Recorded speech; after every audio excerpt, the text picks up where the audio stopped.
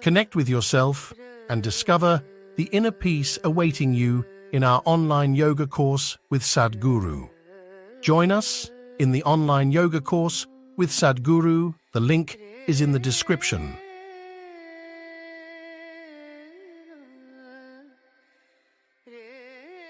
This happened in Los Angeles. A cardiac surgeon drove his… he was little fascinated with his Ford Mustang. That was his car, and he was little excited about it, and one day it started coughing a little bit. So he took it to the local mechanic and said, "Some problem, please fix it." He said, "Yeah, doc, come tomorrow morning, it'll be ready." The doctor, before going to work tomorrow morning, he went there, but it was not ready. So he said, "Okay, come in the evening, it'll be ready." He came in the evening, it was not ready. He said, "What's the matter? You said morning, I came. You said evening, I came, what is the issue?" And the mechanic was in that kind of mood. He said, "See, you're a heart surgeon, you also fix engines, I also fix engines. How come you're paid 10 times more than me?" So the doctor looked at him and said, "Try to fix the engine when it's running, let me see." So human life and human body needs to be fixed when it's running, otherwise it's meaningless. All right, you're going to postmortem what's the point of that? We need to fix this body when it's running. If you want to fix this body when it's running, you must understand, because we're talking about something related to digestive process, these are the stages of this: ingestion, putting something inside; digestion, assimilation, excretion. These are 4 dimensions of food and the whole process. Ingestion, digestion, assimilation, excretion. Ingestion is happening in today's world just about any time, wherever they are, sitting, standing, any time of the day or night, people just eat because there's so much food. It was not like this ever in the history of humanity. But unfortunately, fortunately there is a lot of food. Unfortunately, people don't know when to eat, when not to eat. As there are cycles in time, see, we know time only by cycles. If the planet spins one like this, one spin, we say it's a day. Otherwise you wouldn't know. If the moon goes around, we say 1 month. If we go around the sun, then we say 1 year. So our idea of time is essentially cycles. Our birth and death is also a question of cycles. Only because our mothers' bodies were in sync with the cycles of the moon, we are even born, otherwise we wouldn't be born. So our whole physical existence is cyclical. The entire spiritual process, we could go into that if you wish, essentially is significant because it's not cyclical. Because cyclical means you're going in circles. If I say you're going in circles, what does it imply? You're in a loop. You're not getting anywhere. Yeah. Usually if I leave you in desert where here there are some mountains, if there are no features, it's just sand, then people end up going in circles. That means you're not getting anywhere, that means you're lost. So the moment you are completely identified with your body and your psychological structure, you will start going in cycles. So in India, in the yogic culture, it's very, very clear, this is called as samsara, that means cyclical life.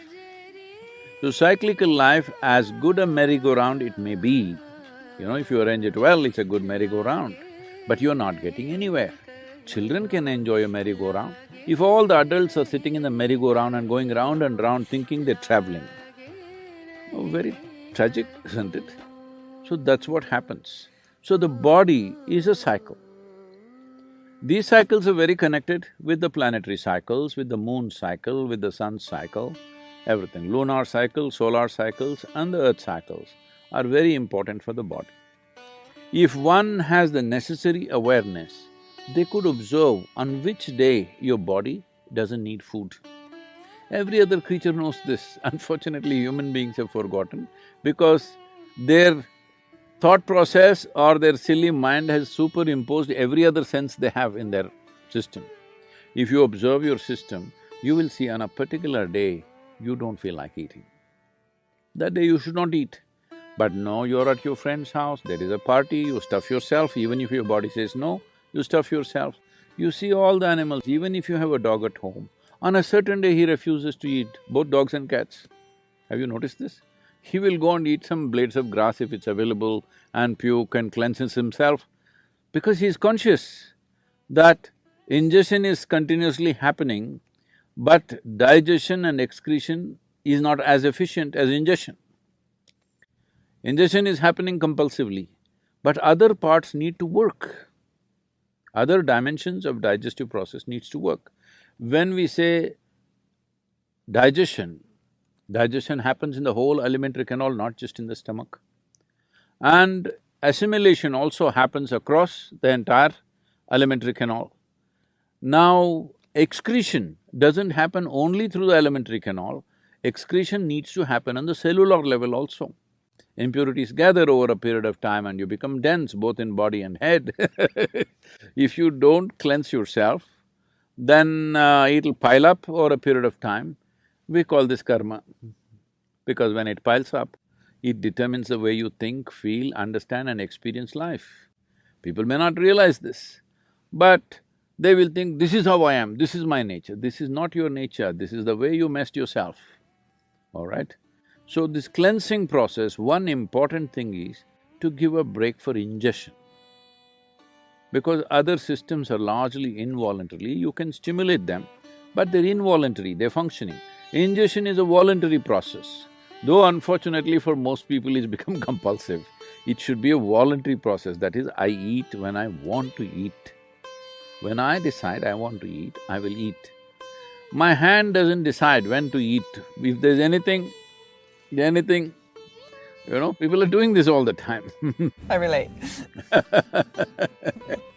I think if we leave a bunch of good chocolates around you, your hand will eat, not you. So ingestion should be a conscious process. To bring this consciousness, there are many methods. One is fasting. Simply denying yourself food and water could cause damage to the system. You must support it with the necessary practices. If you have the necessary practices, the need for food will come down. See, our energies are not coming only from the food that we eat. The sunlight, the air, the water, actually, if you… in the yogic sciences, we say, if you really keep your system well, 60 to 70% of your energy should come from these three factors: sunlight, air, water. Another 40% should come from the food that you eat. So naturally, amount of volume of food that you eat will compress. I must tell you about myself. When I was young, I'm a big eater. I never became big because my activity was immense. But today what I eat is actually 1/10 or less than 1/10 of what I used to eat at that time. From the age of 19 till now, I'm still the same weight. What I was at 19. Only thing is, at that time, all the weight was on my shoulders. Now, because of this gravity continuously working on me, kind of pulled it down a little bit. But I kept myself up. So fasting as a process must be done with necessary understanding. If people don't have that awareness, in India we fixed the 11th day of the moon cycle, you must fast. If you're not able to fast, you go on something very light, it's called palhar. That means you go on fruit diet. Because fruit is a substance which is over 90% water, and you must eat water, not drink water. This is the yogic science. As far as possible, you eat water. You always be conscious about the food that you're eating, what is the water content. Like a South Indian meal, if you eat, a cooked meal I'm talking about, if you eat, very easily 60–70% water. In fact, more. In some of the foods, it's much more. But now the food that you're eating here, you're eating bread, which was baked a month ago probably. Is that minimum? Even in so-called organic shops, It's at least a month or at least a week. Nobody is going and getting fresh bread and come, and anyway, the way the bread is baked, it doesn't have water in it, very, very little water. So of course you're compensating that with a bucket of Coca-Cola or something like that. Right? Yeah. I said a bucket, not a bucket glass. is a good amount of Coca-Cola. Where is this big? Yeah. But that doesn't work like that. If you drink any liquid along with your food, the acids that are necessary for digestive process will get diluted. Your whole digestive process gets inefficient.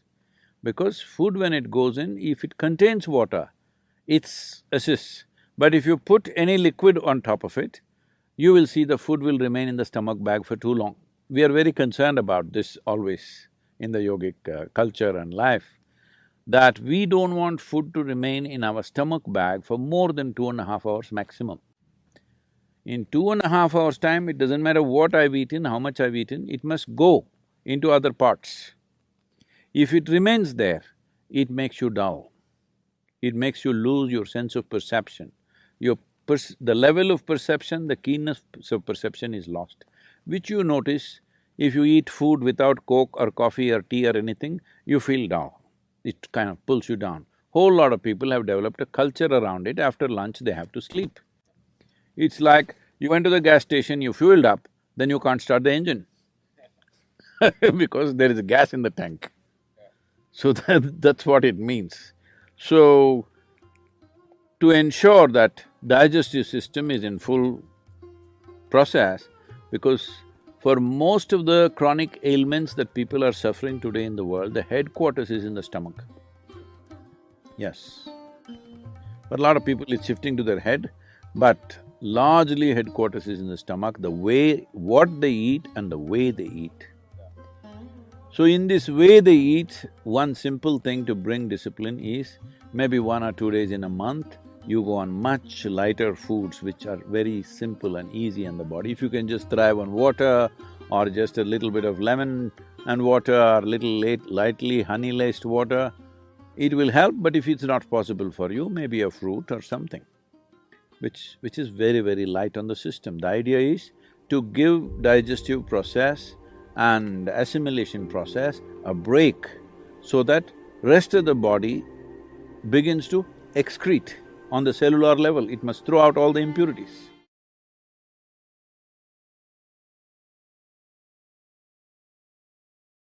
So if enlightenment happens, how do we know it has happened?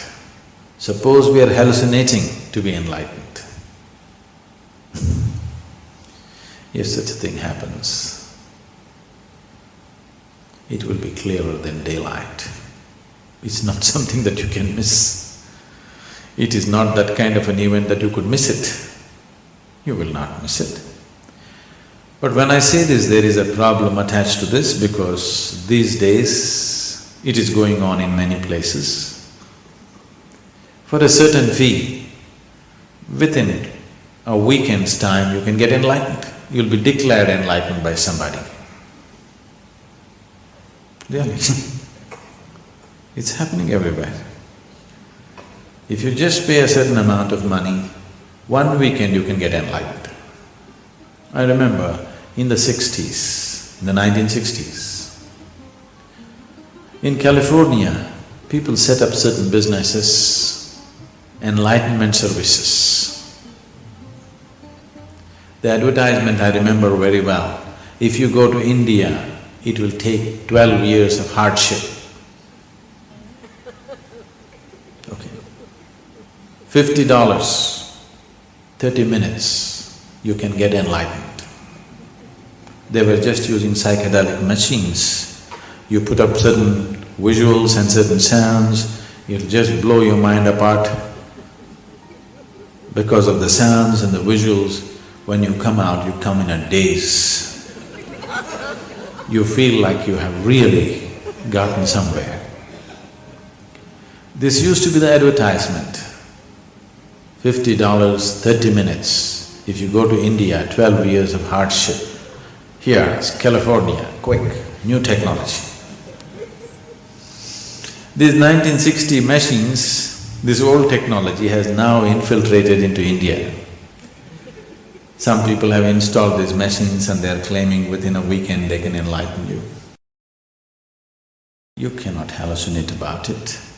If you're sincere, you would know that it is not so. But if it's a part of the race that you want to get enlightened before somebody, of course you can declare, I'm enlightened. It is just that these kind of deceptions are not new on the planet. They've been happening for a long time. But now modern technology has come to aid them better, to give them an expanded sense of many things. Much experimentation was done during the 60s and 70s about these things. One is with the psychedelic machines, another is with psychedelic drugs. You take an LSD and people claim they're enlightened because they had an expanded sense just for a while and then they came back. If they overdid it, then they lost everything, they cracked up in so many ways or even died. Many people mentally cracked up because of excessive use of psychedelic drugs. But for those few moments, they really felt enlightened, or at least they thought so. This is not something that you do. This is not something that you can do. It is just that if you cultivate the system, your body, mind, emotion and energy to its peak possibility, then an absolutely wonderful flower blossoms within you. Not something that you did, you just waited with the right kind of conditions and it happened. There's a very beautiful story in the yogic lore. On a certain day, 4 men were walking in the forest. These 4 men were walking in the forest. One is a Gnana yogi, another is a Bhakti yogi, another is a Karma yogi, and the last one is a Kriya yogi. These 4 people can never stay together. They cannot be together. Because a Gnana yogi means yoga of intelligence. He is a man of intellect, great intellect. He has complete disdain for everybody. He thinks everybody is a fool. Especially these bhakti yogis who are doing Ram Ram or whatever, in his mind they look like utter idiots. He can't stand them. Isn't it? Do you think?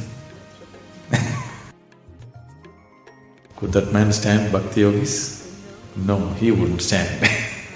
He just can't tolerate them. Bhakti yogis, people of devotion, they have pity for everybody. Because when God Himself is here, you're doing all this mental circus and physical circus. It's just stupid, isn't it? Just hold God's hand and walk into heaven.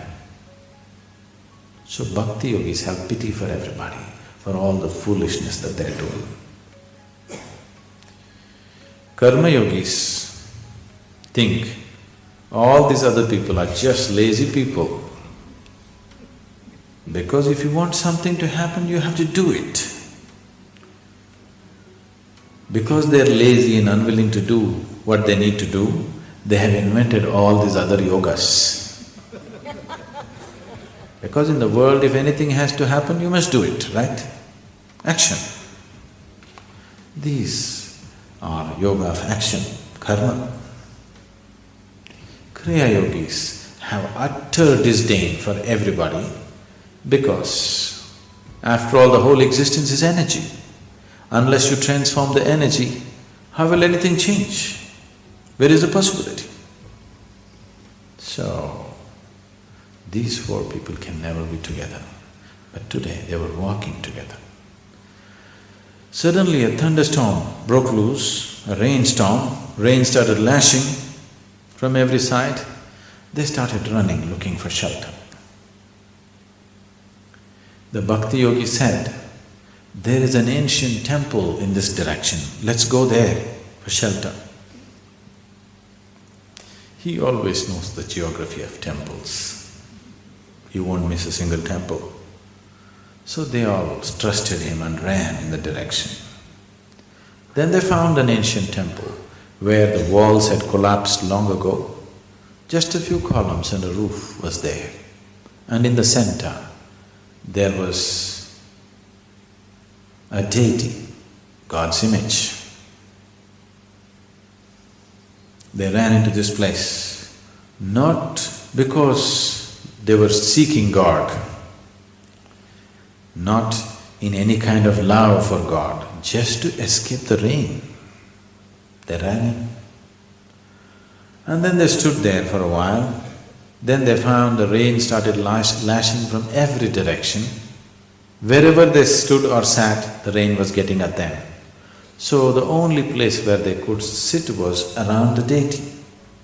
So all four of them just hugged the deity and sat. Not because they have fallen in love with God, simply to escape the rain. Suddenly, God appeared. In all their four minds, the same question, why now? We did so much yoga, we did so much puja, worship and so many things. You didn't come then. Now when we're just escaping the rain, why now? And God said, at last you four idiots got together.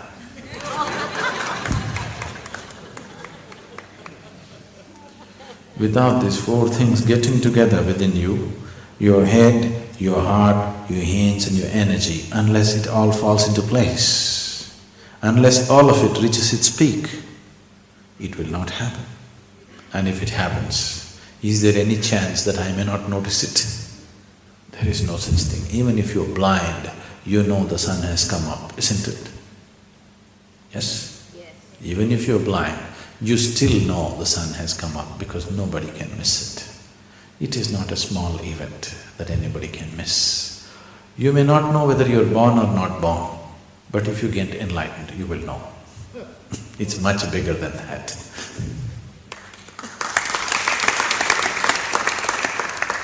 Birth will happen many times. This will happen only once.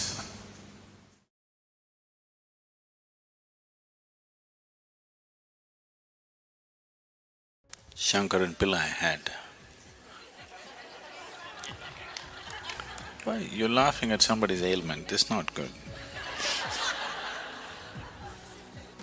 Shankaran Pillai had chronic tuberculosis. Tuberculosis. So he went to the doctor. Been festering for a long time, but it became too much of a problem, so he went. The doctor took an X-ray and looked, big holes in the lungs. He said, you need to get admitted into the hospital right away. And it takes a minor surgery and you have to stay in the hospital minimum 6 months and it'll cost you $50,000. Shankaran Pillai said, no way.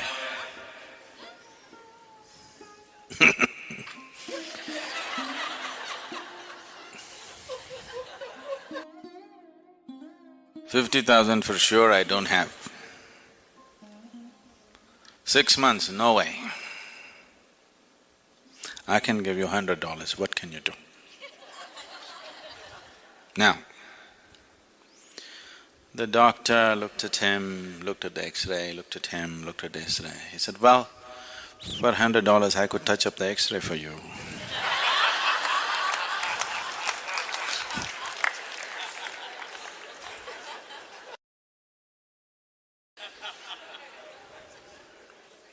It is possible that you could have caused physical damage to your system, an ailment,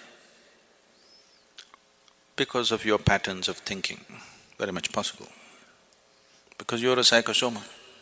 Whatever happens in the mind invariably happens in the body. But once the damage is manifested in the body, physically, trying to think it away could be just wishful thinking. I'm not saying it's not at all possible, but after all, you have only one life, you don't want to take such a risk. Yes, you would like to assist it with your thought process also, but no, I will just sit down and think it away. You may think yourself away, you know. So, don't try such things. Disease or no disease, ailment or no ailment, you have no business to make a mess out of your mind. You have no business to torture this being. Whether you get ailment or you don't get an ailment is the next thing. But you have simply no business to torture this being. Because this is, in a way, it's a helpless being. See, if I run after you with a hot iron right now, you will try to escape. You'll call for help. You can do all those things. But suppose you take a hot iron and start putting into this one, where will this one run? Even if you're a child, you can still have some defense, yes? Even as a 5-6-year-old kid has some defense, isn't it? But this one, no defense. Whatever nonsense you do to this one, it has to just go through it, no escape. So this is like torturing a fetus trapped inside, now you start poking it. This is just like that, yes? The cruelest form of torture, the cruelest thing that you can do is self-torture, because a totally helpless being. Everybody else, however helpless they are, they have some defense, isn't it? Yes? The weakest person can stab you when you're fast asleep. Yes or no? It's happened, isn't it? Somebody is weak, you went on poking them, one day when you're sleeping they came and poked you. They can do something. Even a very weak person, even a child can do something to you. But this one, totally helpless. So you have no business to torture this one, whether you have got an ailment or you haven't got an ailment. If you have gotten an ailment already, you've already taken it that far that you cause damage to the system, it is better that it is assisted in all ways possible. Yes, definitely you must stop your nonsense. But if the system needs medicine, surgery, this one, that one, whatever is needed, it has to be done. Trying to just think it away because you brought it through your mind, do not think that you can take it away through your mind. Possible, I'm not saying no at all. I cannot say it's 100% no, it is possible. But you don't try such things because you may think yourself away. Once it crosses a certain point, then nobody can help you, isn't it? Yes? Even your doctors give up at some point or no? Or they… The only people who don't give up on you is the insurance. Everybody else gives up on you at some point. The only people who don't want to give up on you is insurance because, you know. So, keeping your mind life-friendly is definitely your business. Your mind should be friendly to this life, isn't it so? Should work for this life. After all, your mind is your employee. Yes or no? Why have you made him your enemy? If you do not know how to handle the people who work for you, they will turn into your enemies. Don't have any misunderstanding about this. Don't have any doubt about this. It happens, isn't it so? If you don't handle your own children properly, they will turn into your enemies. No? You have any doubt? No, not my son, he won't do that. Don't have any doubt, he'll do that. If you don't handle him right, he will turn into your enemy, yes or no? Yes or no? That's the way life is. Now, why is it your mind, such a powerful, beautiful, miraculous thing, has turned into your enemy? This is something we have to look at, whether you have an ailment or you're on the way. Whichever way, it's time you look at it, isn't it so? You shouldn't let any time pass, because thinking diseases in and thinking diseases out is not fun. It'll cost life. Once you have an ailment, it becomes a full-time engagement. You won't have any other luxury of sitting and listening to spiritual discourse like this. It'll take away everything. You'll be sitting in a hospital queue. Yes or no? It's not fun. Yes? It's not fun. Till you get there, you don't realize how bad it is. I want you, everybody, however healthy you are, once a month, take a tour of a major hospital in your town. You must. Really, you must go and see. Not for some perverse pleasure, but you must see what can happen to human beings. Just small things wrong, that's all. They didn't commit any great crime. They were just every day creating little acid in their stomach. See where it's gotten them. If you handle everything right, still, the damn tick may get into you and cause problems, who knows? Yes? You handle everything right, doesn't matter. You got into an airplane, you're thinking they're all people, but the swine flu got into you. Somebody's a swine there, you don't know. If you do everything right, still there are a million problems, isn't it so? Yes? The nature of life is such, even if you drink milk, you could get poisoned. But if you're talking about drinking poison and living well, all the best. That's all I can say.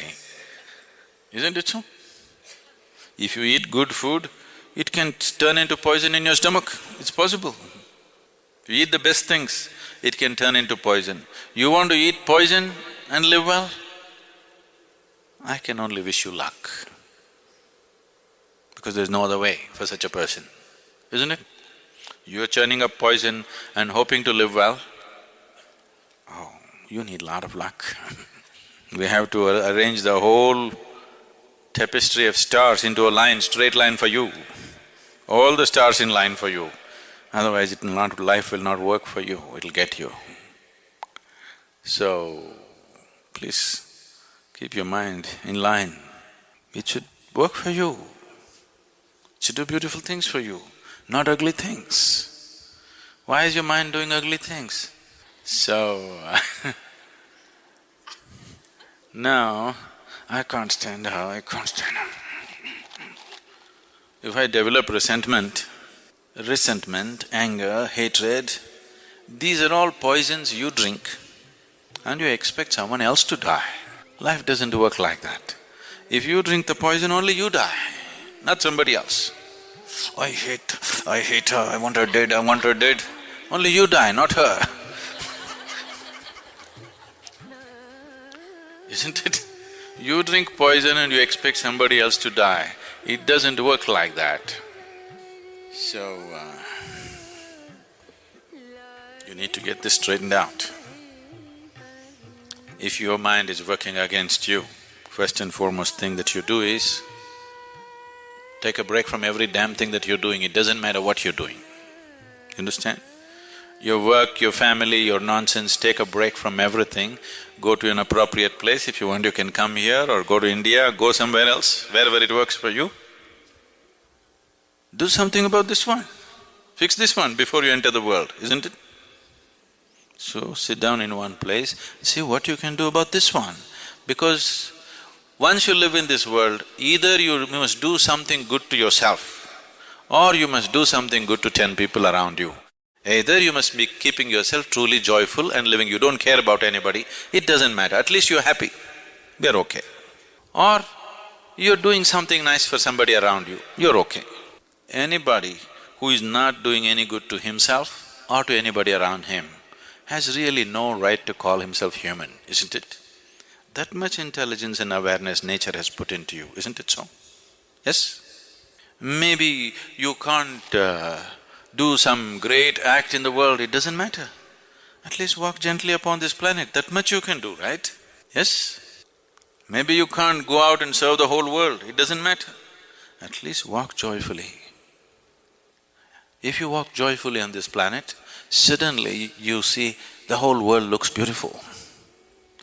Once the whole world looks beautiful, naturally you will shed a glance, a loving glance upon everything.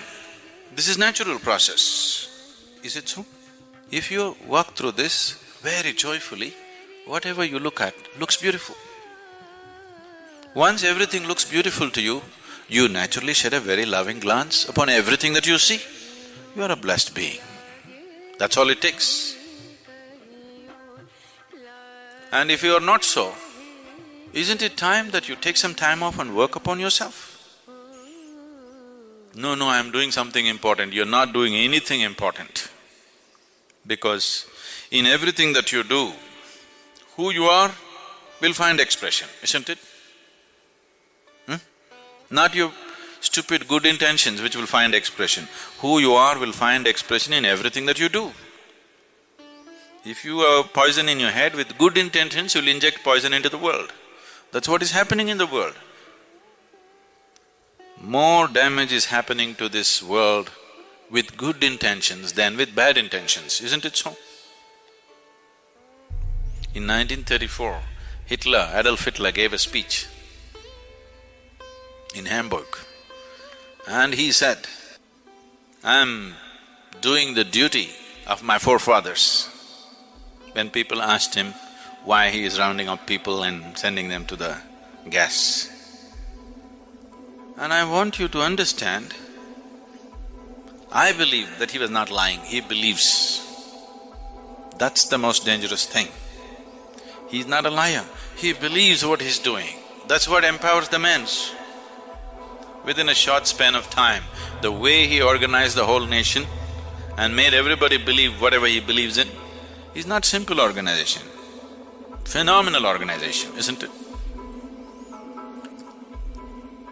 Because the man believes 100%, and he believes that he is the best thing, he is doing the best thing that can be done to the world. So, your good intentions are not going to save the world. How you are, and how you are will change only if you can breathe, walk, lie down, sit down joyfully. If you cannot do this one thing, everything else will be just poison, whatever you do. Only when you're pleasant within yourself, you feel pleasant about everything around you. Only when you feel pleasant about everything around you, you move around with a certain sense and value to life around you. Otherwise, it doesn't matter how much morality you carry in you, how many scriptures you remember, you will find ways to do the cruelest possible things. So the first and foremost business, the first and basic responsibility for a human being is how he sits here. Are you sitting here joyfully? Are you sitting here with some misery being manufactured in your head? This is the foremost thing that you have to attend to. Only after that everything else. Because otherwise nothing else really works, please see. Whenever you feel very miserable, always the thought comes, you want to end your life. You don't take action on that, but thought comes, isn't it? Yes or no? You try this, 24 hours you remain in misery. You always entertain yourself with a television or a book or a friend or something. Don't do that.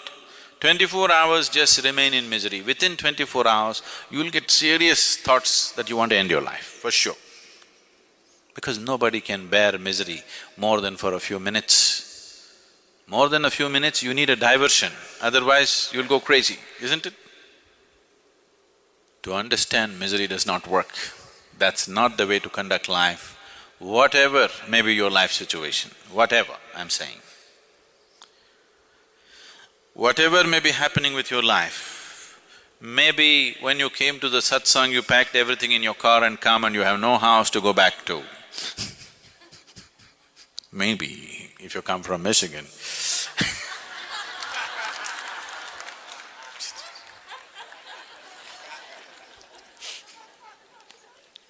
Not you, okay, not you. Maybe something else. There may be many things in life. Whatever it may be, you are better off than when you were born, isn't it? You came with nothing, at least you got something now. You're on the profit side. Look at the beauty of life. You came with utterly nothing. Whatever may be happening, you are still in profit, not in loss. So you cannot complain. Isn't it so?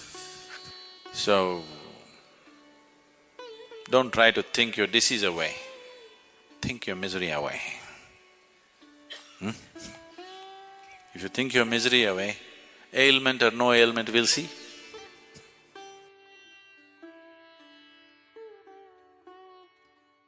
We fear technology because of the kind of people who will handle it. That's a problem. Technology is a fantastic facilitator.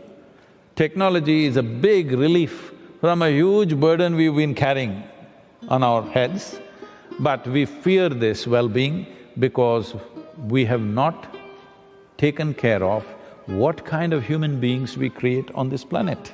We have not focused on that. We have not focused, our education systems have not focused on what sort of human beings we produce in this world. We're trying to fix it with 5 ethics or morals or don't do this, do this. This is not going to work. Forever they have taught and these things have not worked because you cannot restrain a human being by telling him, do this, don't do this. If there was a sense of inclusiveness, as we went through this earlier, if you sat here and experienced all of them as part of yourself, you will not need any kind of guideline from anybody. You will not do anything unnecessary for somebody else, isn't it? This is yoga. Yoga means there is a union with everything around you. Right now, we are valuing only people's memory. Well, we will produce machines which will have 1,000,000 GB, all right? So your brains cannot contain that much. So now it becomes significant. We are coming to a time where human consciousness will become the most important thing. One thing the machine cannot do is to be conscious. So, what kind of a human being you are will become more important than what nonsense you carry in your head. Isn't it great time? Hello? Great times are coming.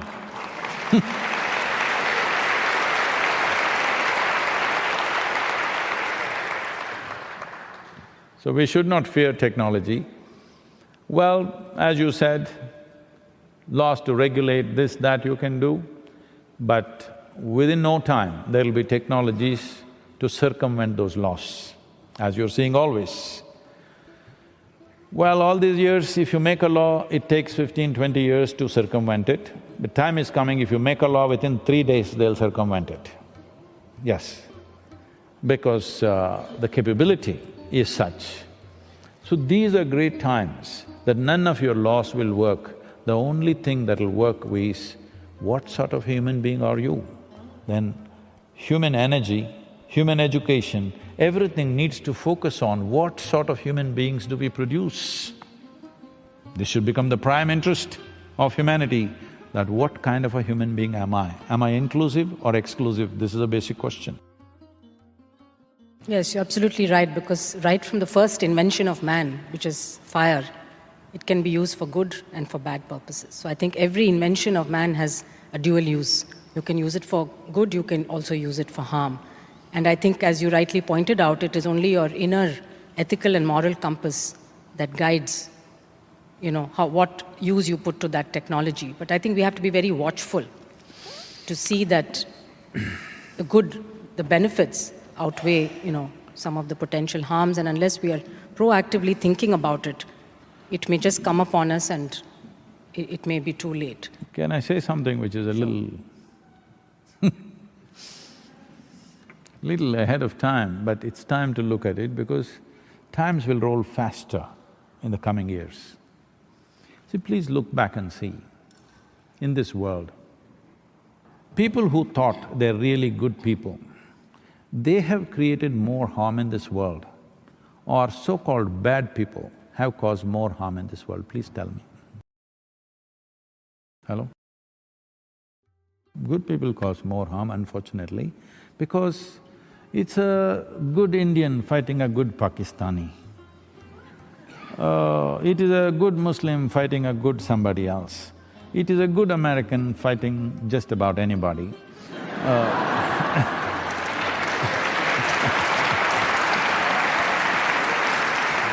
Because the more good you think you are, you have more reason to fight, unfortunately. So-called bad people, criminals, they kill one or two. The real raising of civilizations happen by people who believe they're doing a great thing, isn't it? They're very proud, they are fulfilling their moral compass, they are fulfilling their ideologies, their philosophies. They really believe they're doing a great thing. Especially the moment you think you're not just doing good, you're doing God's own work, you will do the maximum damage. Because the nature of human action is such, our actions are never perfect. Never, ever. One who thinks they are doing perfect action is a fool. Our actions are never perfect. When our actions are not perfect, there must be little hesitation in everything that we do. But the moment you believe you are the best or the greatest or the best possible creature on this planet, then you can do horrible things with absolute confidence. Yes, if you have little doubt, you will hesitate. So this is very important. We have tried to manage humanity by the fear of God. It's not worked. We have tried to manage humanity with goodness and karma. You do this, you will be punished somewhere else. It has not worked. We have tried to manage human beings by teaching them ethics, morals, everything, but you know in how many different ways they circumvent that when it's to their advantage. But what you know as myself, what you know as a part of yourself, with that you don't need any of these things, isn't it? If I see you as a part of myself, I don't need the fear of God not to harm you, I don't need morals not to harm you, I don't need ethics to keep myself away from harming you, I just won't do it, because such a thing never arises within me.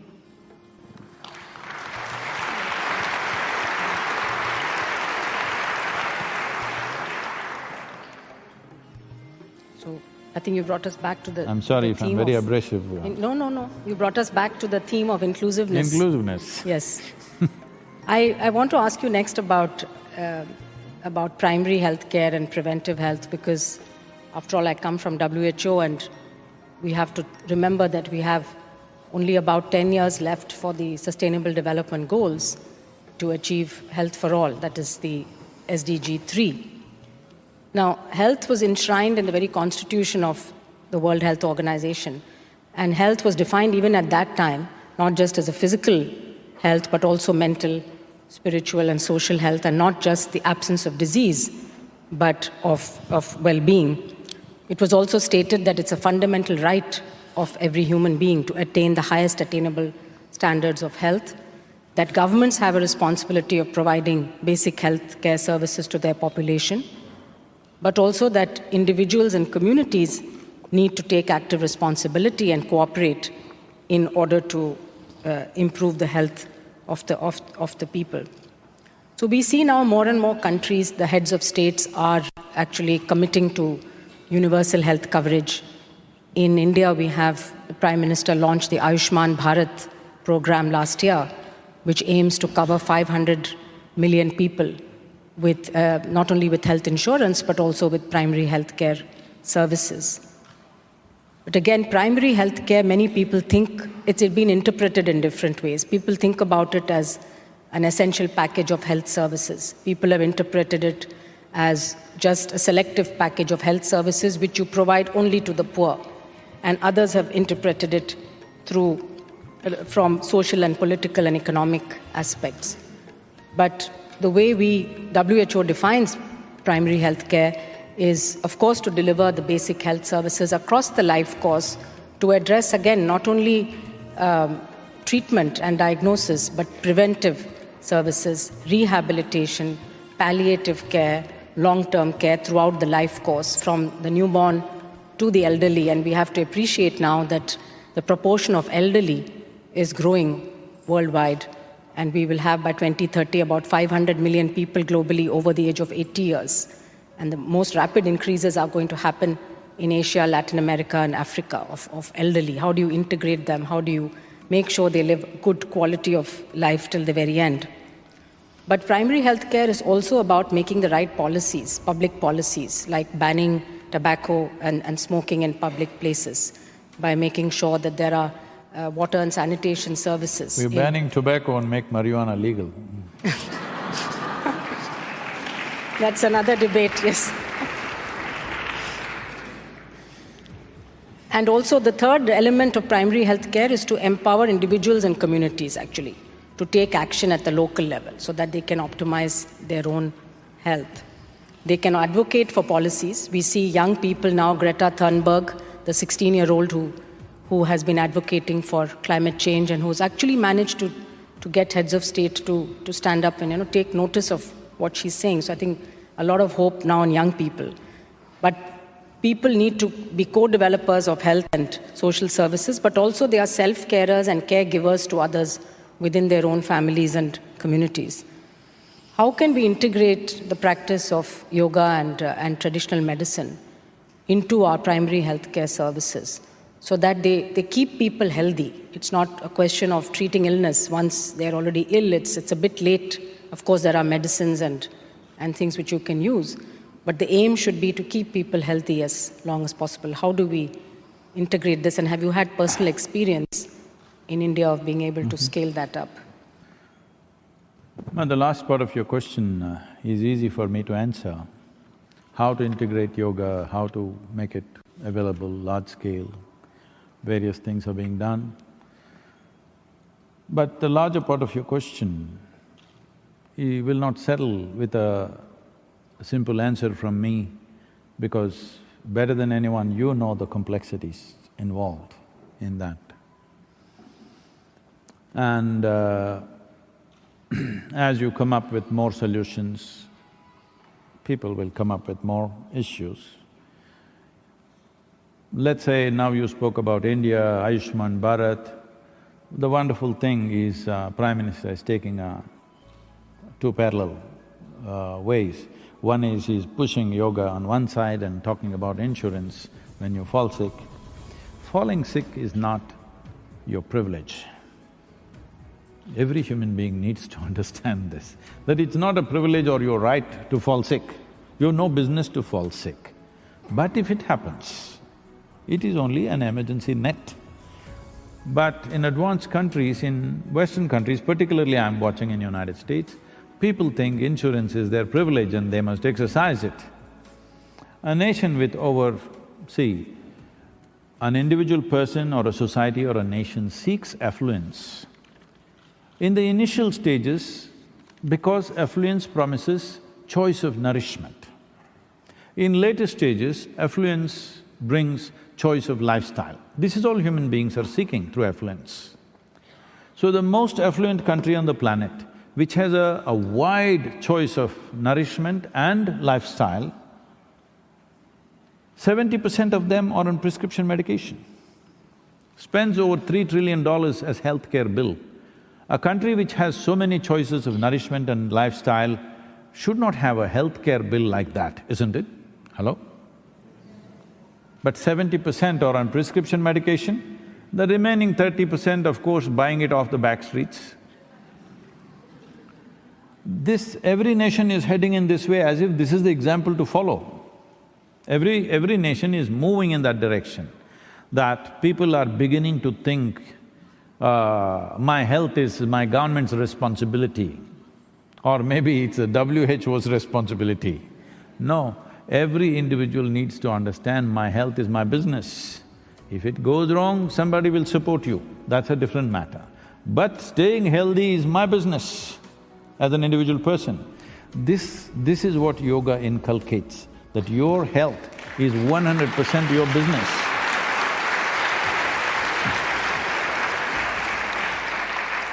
You should not misunderstand the insurance net and government healthcare systems as a place that you need to go every day because it's there. It's your privilege to go there and exercise your right as a citizen. You have no business to go there as a life. As a life, you have no business to go to your hospital. You must live well and go straight to the undertaker. Yes You're going to the hospital because not enough attention has been paid as to how this mechanism works. The most complex, the most sophisticated machine on the planet is human mechanism. Do you agree with me? No, I'm not saying how complicated you are, I'm talking about the human mechanism. But the problem is most human beings are trying to live here without even reading the user's manual. So the initial aspect of yoga means, first thing is you read the user's manual. How does this work? What does what in this one?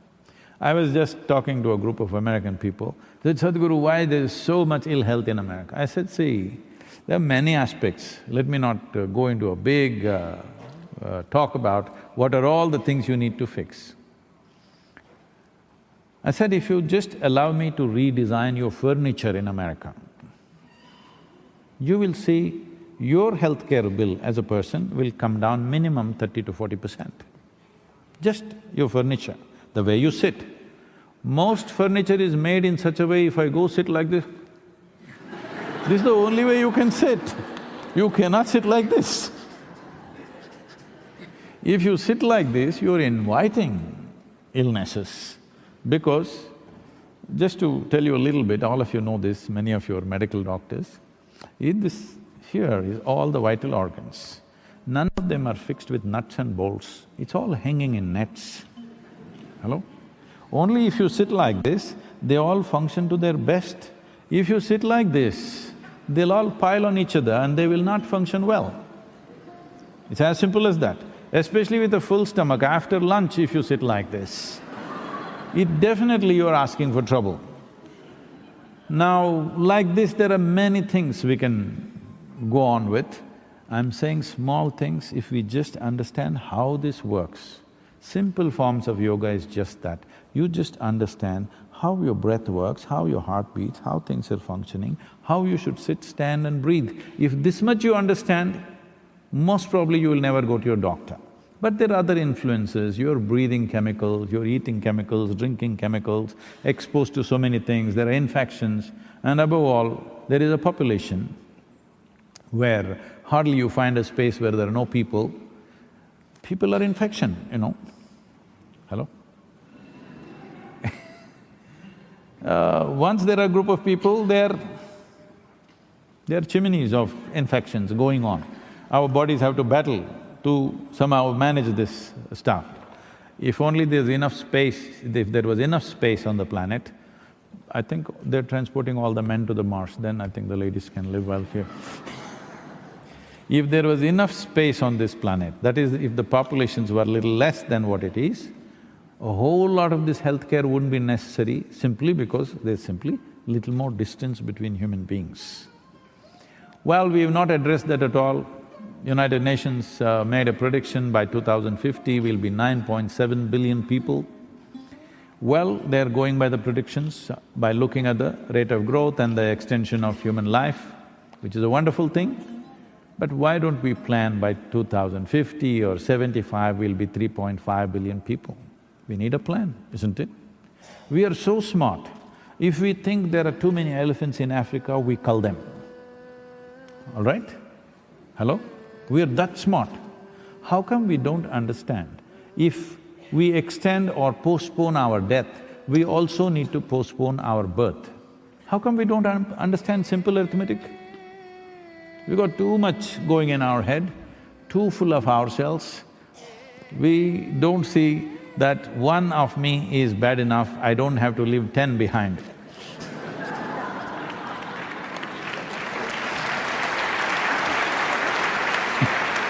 I'm not saying children are wonderful, all right? But we produce children, we must also leave a wonderful world for them to live, isn't it? If you create a nasty and harsh world, if you create a very harsh world and go, these wonderful children that you bear will become ugly animals, believe me. It's very important that we leave a pleasant and wonderful world so that they can fulfill their lives as wonderful human beings. Is this not important? So if we want to address healthcare without addressing population issues, I think we are not serious about what we're talking. We cannot talk about human health without addressing the population issue in a big way. Most nations have just given it up because it's religiously sensitive or whatever. Even in India, there was a family planning ministry. Now that has been transformed into family welfare. I appreciate the intention, but we must be able to gauge the realities of our existence, not ideologies of what we think, isn't it? In the beginning of 20th century, we were only 1.6 billion people. Today we are 7.6 billion people in 1 century. This is not just because of reproduction, this is because human life, people are living more full. For example, in 1947 when India got its independence, the average life expectancy of an Indian was 28 years. Today it is 71. Fantastic. We want it to become 91 if it's possible. Average life expectancy should be 85, 90, it should get there. But when we postpone death, we must also postpone birth. It is not compulsory that everybody must reproduce. This is coming because of a tribal mindset, what will I leave behind? It is because of this people want to accumulate things that they don't need. They want to grab everything, half the world they want to conquer because they got 10 children. This needs to go. A time has come where human consciousness should become more important than human biology. If you're identified with your biology, you're still having an evolutionary issue, isn't it? Hello? If your biology is the most dominant force in you, you're still having an evolutionary issue. It is time we think beyond our biology. Many of you who are here with your spouses or your partners, you didn't deliver your spouse, isn't it? But you're doing quite fine with them. I'm saying you can do quite fine with people that you don't deliver.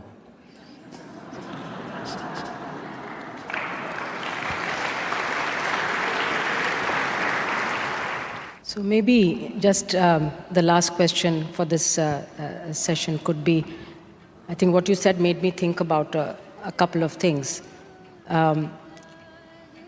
Immunization, vaccines have been one of the greatest public health discoveries. In fact, one of the reasons why the lifespan increased so much… Yes, definitely. …is because of the availability of vaccines.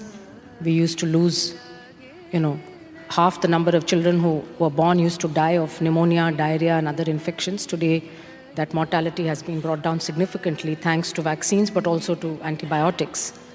But now suddenly we are seeing a different trend. If you look at the news, every day you hear about measles outbreaks, not in some remote corner of Africa, but in France, in Germany, in Ukraine, in the United States.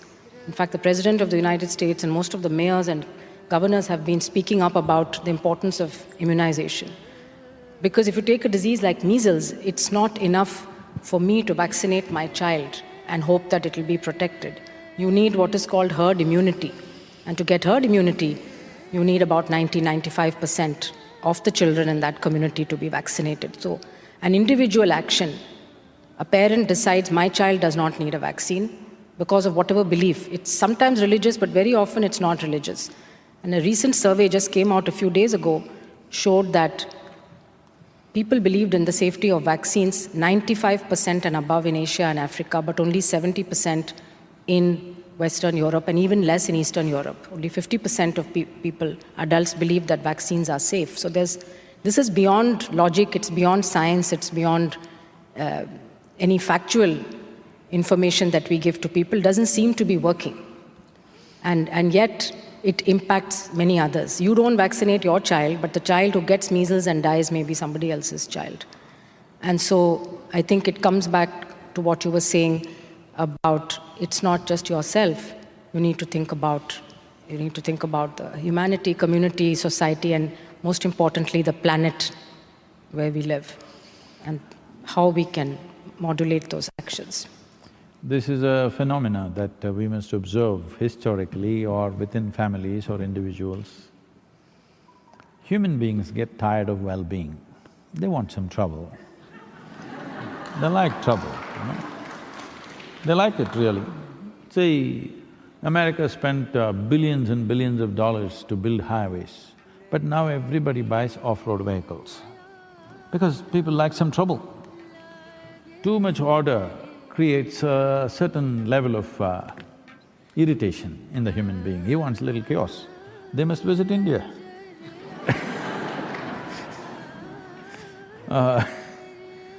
So, this campaign is gaining momentum particularly in California, big time.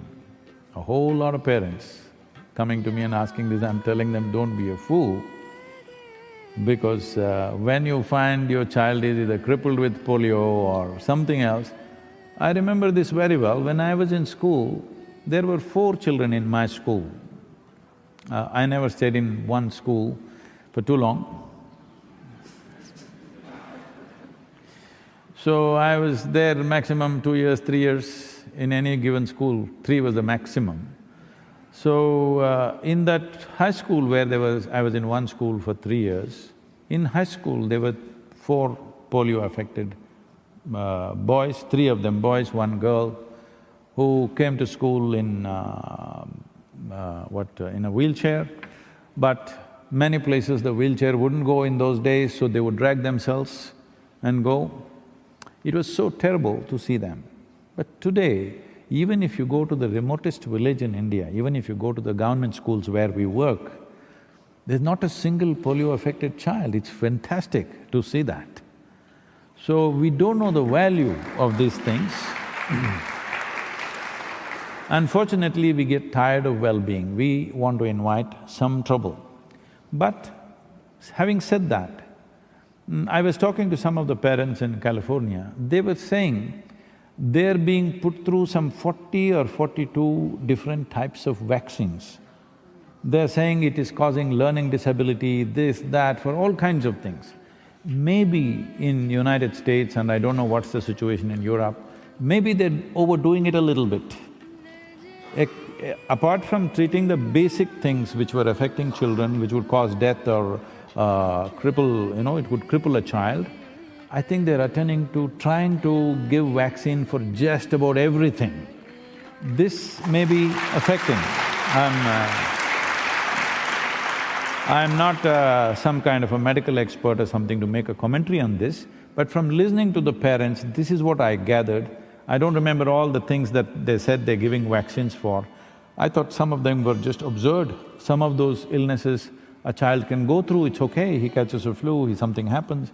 It's all right to go through those things when you're growing up, but they're giving vaccines for a whole lot of things which may not be necessary, which today parents are apprehensive, maybe causing learning disability or some other problem. It may not be connected, I don't know, but this is the fear that is being spread. But the power and the well-being that vaccines have brought to our lives, most of us are sitting here because we were vaccinated. Hello? Yes. Otherwise we wouldn't be here. Definitely we wouldn't be here, many of us. So, we should not… see, the problem is just this, especially now because social media and things, we either go this extreme or that extreme. I feel, being the World Health Organization,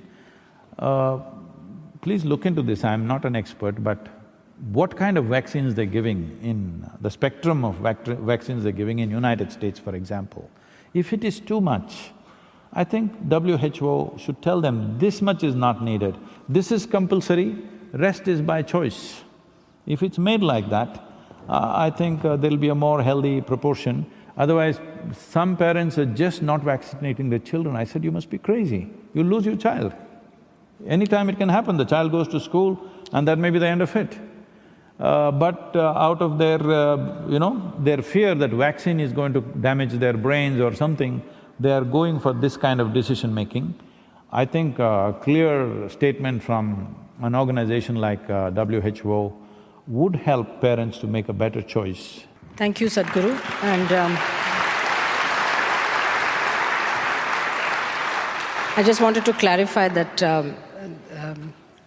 vaccines cause adults, that's what you said. None of us would be sitting here if it were not for vaccination. So let's think of vaccines as causing adults.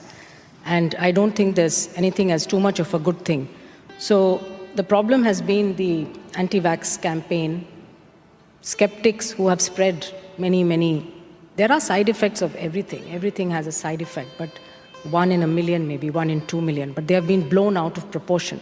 And this gets circulated through social media. So social media can have both very good benefits, but also can propagate falsehoods very rapidly. And I think one needs to be always a little skeptical of things that we see on social media and check for ourselves the veracity.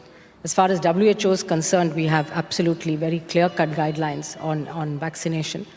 And there is, as I said, very clear guidance both for the public and for practitioners on which vaccines are absolutely essential for all children. But I think it needs to be more published. Perhaps it has to be more… Or if you give such knowledge to us, we will… That will be wonderful. Publish. Because when I spoke to the parents, their concerns were genuine. They're not those flaky, new agey types. They're genuinely concerned that this may affect their children. You're right. I think the messaging probably needs to be done through people whom they believe.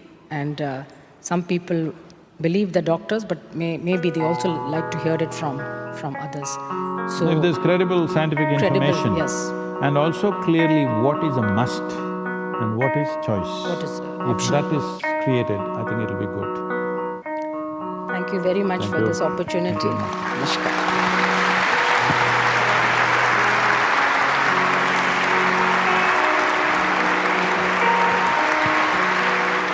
Thank you, Dr. Swaminathan, for the truly insightful and absorbing conversation. The next segment of the program is a question and answer session. It's my pleasure to invite on stage Mr. Francis Gurry to moderate this session.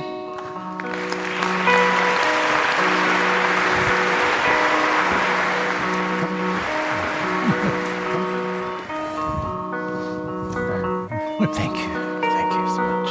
There's a long time something you're a lawyer, don't ask difficult questions.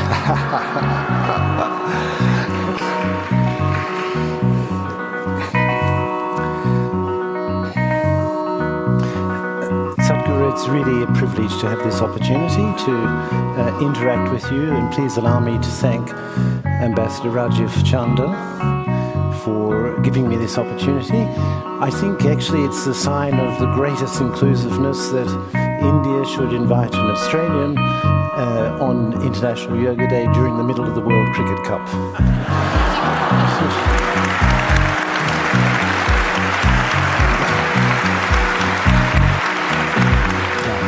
So this doesn't mean we are going to be kind to you on the cricket field. I've noticed. So now I have many questions from many people in the audience who would like to ask for your wisdom, but may I start by asking you one myself? So, the power of inclusiveness. Now, if we go back in the world, say 30 years, we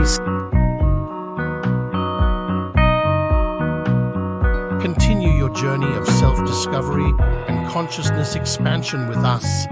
Share this video to inspire others to join us on this journey of personal growth.